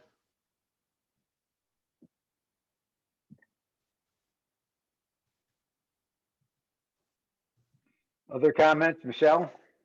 Karen, I like that idea, but you have to be careful with posting pictures of youth. And Bray knows this, we had a big issue with that with when I was at Avalonia, we had to be really careful not to have any pictures posted with kids on them unless you have a letter of consent saying they're allowed to be seen, just because of the whole, protecting kids issue. So it's just something you gotta be careful about. Okay, even if the family is the one putting them up? Yeah, Yeah, okay. if it's on our site, yes. The family Yep, has to yeah. sign a release. Yes, and I do have release forms Yeah. kind of canned Oops, that that's not what people I have wanted. to sign. Yeah. Yeah, but people aren't going to go to that extent, Or they could take a picture without people in it. I mean, but, Okay. all right, other comments, Ann? Oh, you're on mute. Sorry, my cat was meowing. We could make a new video. Somebody. I mean, I would volunteer to do that. Of a different trail. All Just right. an idea. So we have a number of options, but do we have any volunteers to do one of those options or any of the options? Well, I would Yeah, just volunteered. work on the video if people like that idea. What's the video? That's just to promote? Well, like what Tom did last year for the cop property. That was the trail that we were going to have a group on. And how long was it, Tom? It's supposed to be a nominal 1-minute video. Yeah. Yeah, we're not talking long videos, guys. Yeah. No, none no. of these, yeah. So the talking But just walk or highlight- something, or it's an advertisement, yeah, for a particular trail, basically. Yeah. We'd have to pick which trail. Or you Other pick, comments? Yep. find one you Right. like. Oh. There's so many. So was that, Ray, were you saying you'd work with Ann? Is that what No, is that what you said? no, I guess for those of you who have dogs, I guess you can you submit their pictures with dogs on the trail, but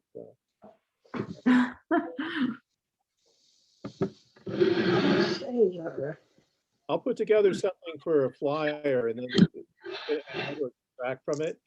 And Dan would like to put together a 1-minute film on a particular trail format and then attach it to it. That'd be great. All right, so I think we're zeroing in on two things, which kind of tie together, would be on our website. Remember, we're talking June, so it would need to be available by May, right? That has a, kind of an advertisement says, guys, it's trail day, go out and have fun with your family. And by then almost everyone that would want a vaccine has had a vaccine. So we're getting a little, hopefully, out of the woods there, so to speak. But also then we could link to, that a video of a particular trail. So I think I've got Ann and Bray take a whack at that, and I'll certainly remain the interface to IT on the get things posted in, and there's what we have is a news alert that kind of comes up on the main website as well as ours about new things that get posted. So leave that there, and that would be a target. I'll say that would be a May target.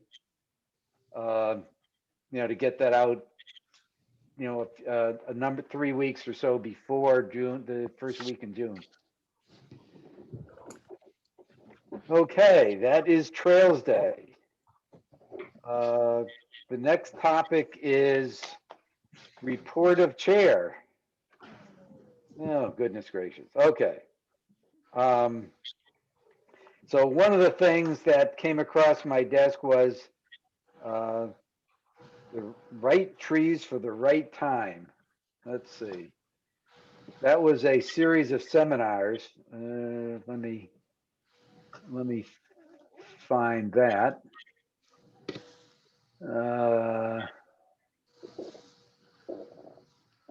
That's not it. I have lots of things open because there's lots of stuff going on.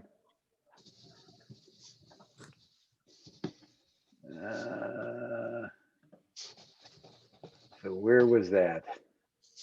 Pardon me for, I thought I had all this stuff teed up.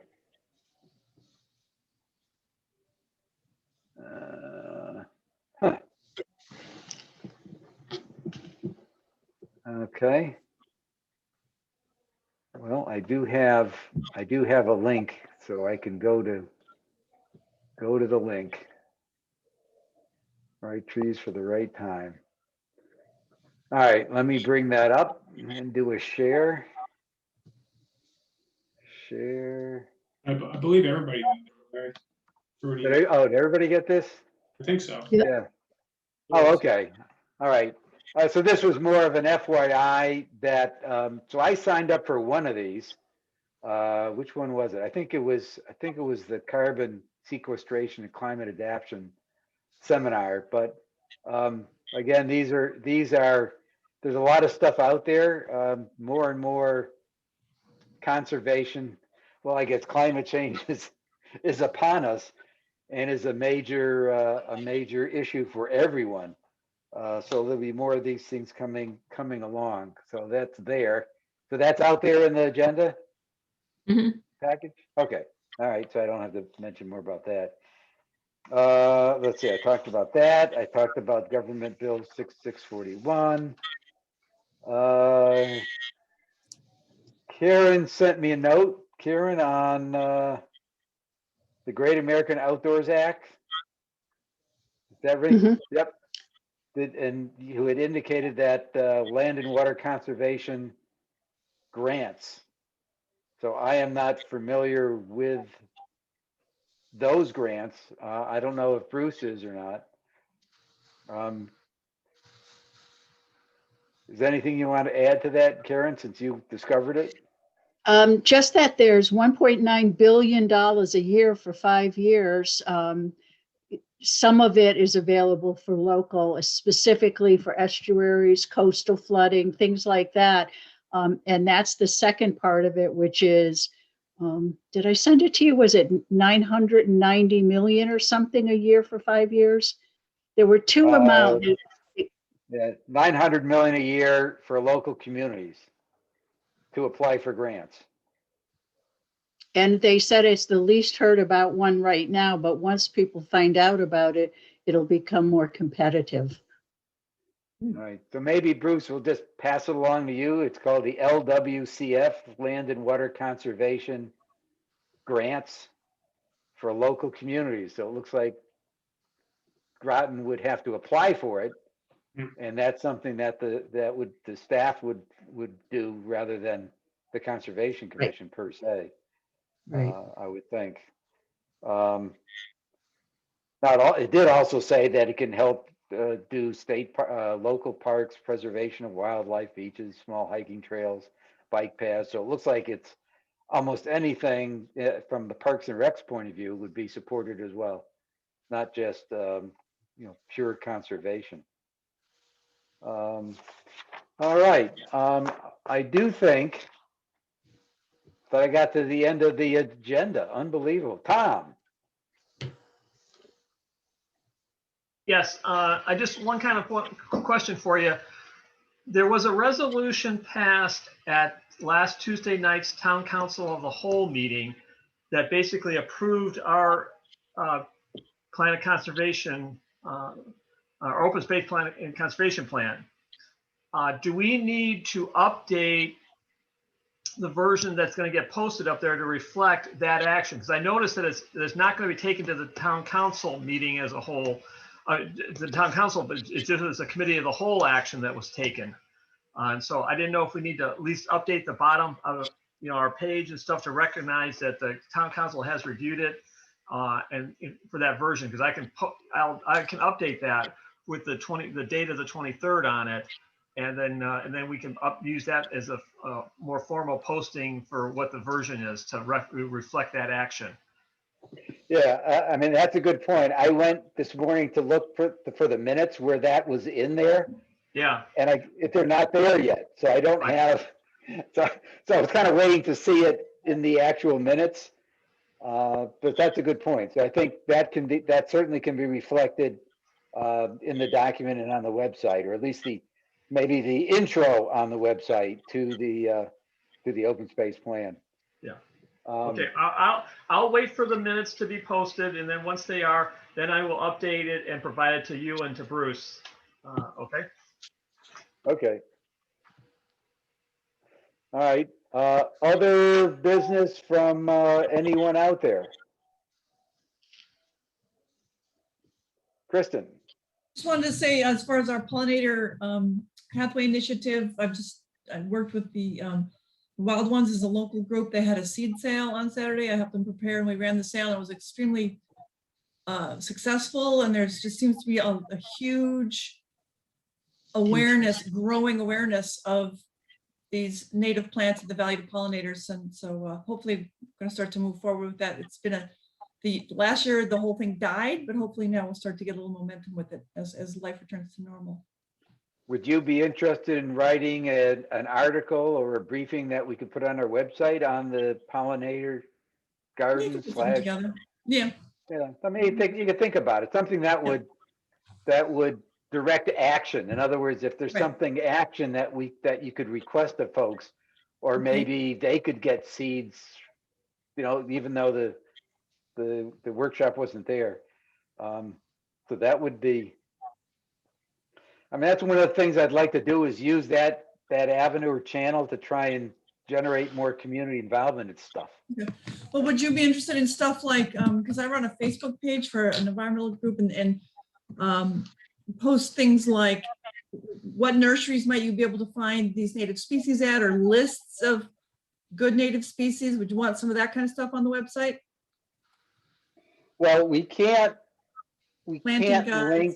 Yeah, we Right. can't link and do stuff to Facebook, because then anybody can post anything and all of a No, sudden. I'm not saying that. I'm saying the documents themselves, like the PDFs of, let's say, good native species, or what blooms in June, July, August, like that kind of stuff. Would you want to have some of that stuff on the website?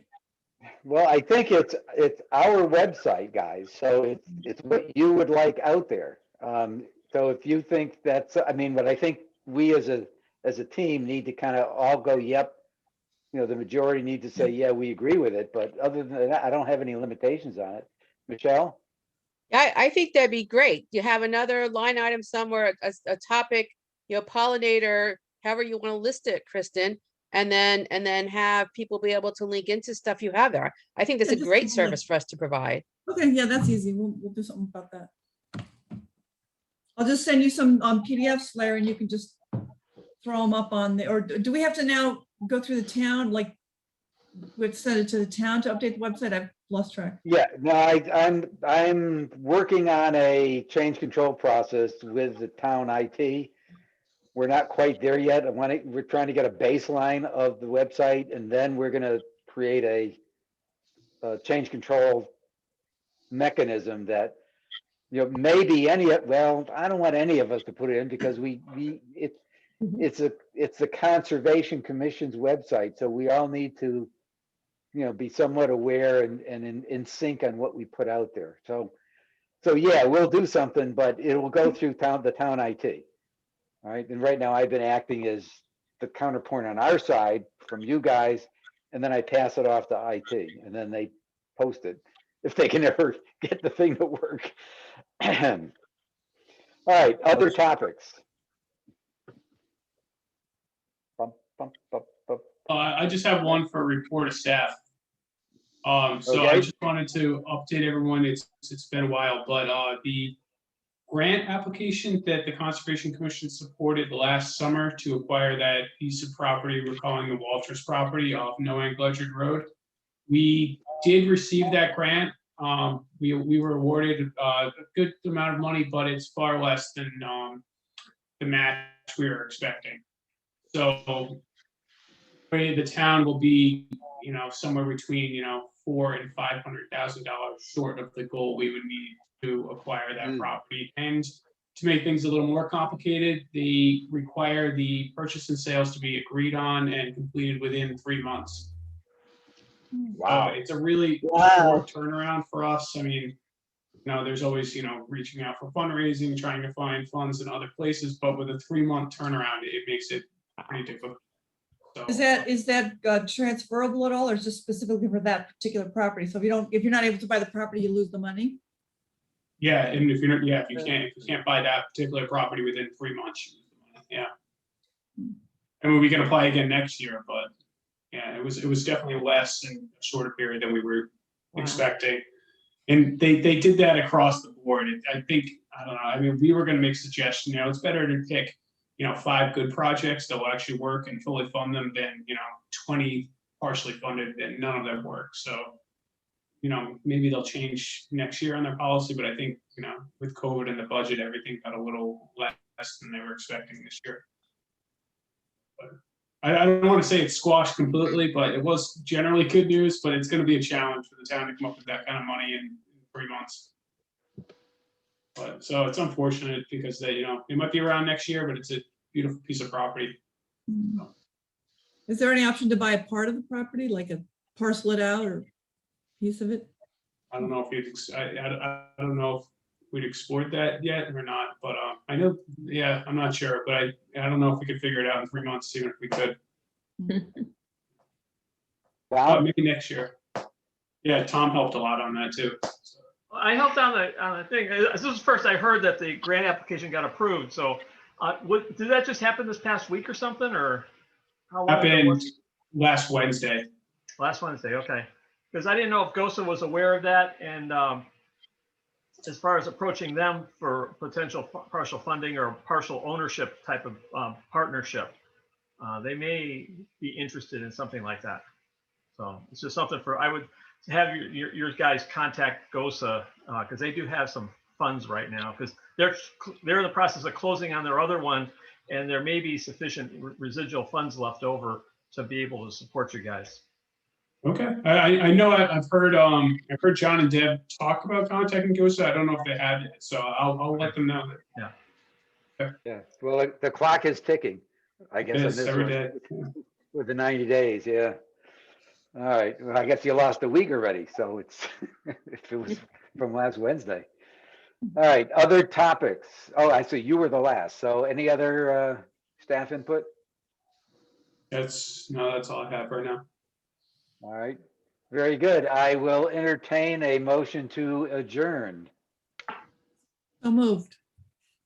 Second, I have a motion to Michelle seconds. All in favor? It's unanimous. So I guess you can, the meeting is adjourned. You can stop the recording and Maybe yes. pretty soon we can start to meet in person again. Maybe in a few months.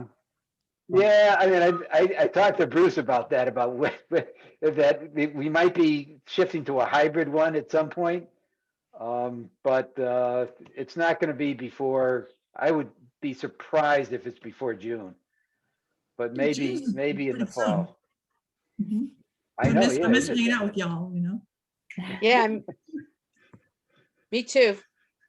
Well, but you won't have that comfortable chair, Michelle. That's okay. I would sacrifice the chair to hang out with my buds. Yeah.